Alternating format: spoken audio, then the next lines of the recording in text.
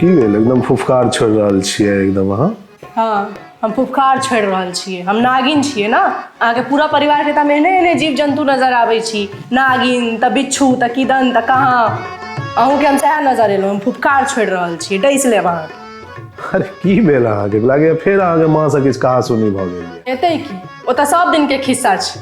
हम अहाँके सिखबै पढ़बै छी ने, मतलब अहाँ एते आदमी के केओ सिखा पढ़ा देतै। लेकिन जहन हमर एहिमे नाम आबे गेलै जे हम अहाँके सिखबै पढ़बै छी, तहन चलू आइसँ अहाँके क्लासे शुरू कऽ दै छी। आइसँ अहाँके हम सिखायब आ पढ़ायब।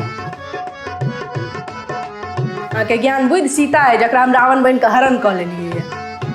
लेकिन जहन हम अहाँके सिखेबे पढ़ेबे करै छी, सबके मोनमे इएह चलि रहल छै, तहन चलू आइसँ अहाँके क्लास शुरू।